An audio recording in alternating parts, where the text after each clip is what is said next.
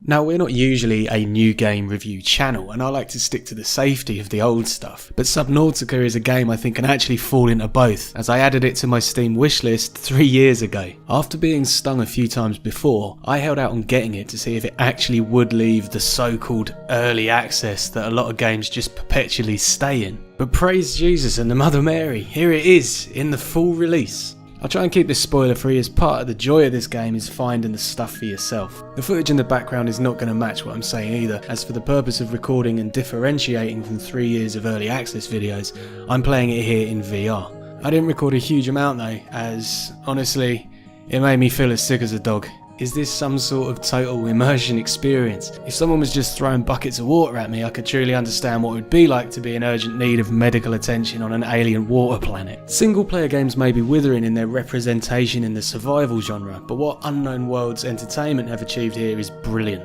First things first, this is a great sub 20 quid game.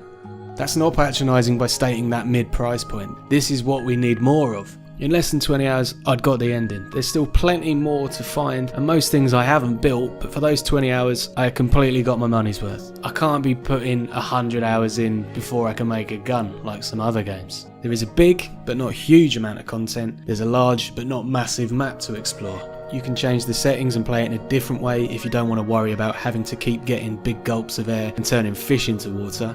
Within the game, you are in the middle of the food chain, so not much is attacking you, and if it is, it's probably your own fault. There is definitely the standard Peter to Paul development tree of these games, where you're making something so you can collect something to make the original thing better, so you can collect more of the second. But in total fairness, the grinding felt balanced, and it's not a ploy to extend the playtime. This is mirrored in your actual movement within the game. You are slow as shit to start, but that doesn't matter as you are vulnerable and you don't want to go very far. As you develop tech to move quicker, you are doing so because you want to be travelling further. You know, it's a nice gradual progression slope. What I would say is that some materials are an absolute bollock-ache to gather for no reason. Why would silver be harder to find than gold? This isn't saying that distant water planets may or may not have different compositions, you know, where you can't move for big piles of gold. It's more to do with the fact that silver is needed for some of the low level upgrades that you need to actually make some progression. Also, if you're playing on lad mode,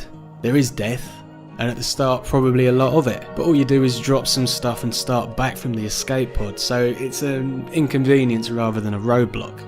In this video I can't really say much to the plot, apart from there is one of sorts. 95% of plot progression is done through listening to audio logs and finding PDAs of long dead crewmates. What you do with them is up to you. Don't have to listen to them, don't have to read them. There are some certain specific events and things that have to be done, keeping it spoiler free. For an example, there is one seemingly major event that I missed because I was too far away without a battery to put in my vehicle to get there, and it seemed to make no difference whether I witnessed it or not. The game just carried on. There is also freedom of exploration to a point, where you can go where you like out, but not necessarily down from the start, but you'll probably die from drowning or exposure if you don't take the time to plan. When I compare this to other survival games, I'm actually happy to get to do this one on my own, at my own pace. From my experience of playing a fair bit of Rust, in that it's mental to actually make progress. In Subnautica it may be annoying to find a single piece of silver, but that's peanuts to grinding out several thousand bits of scrap to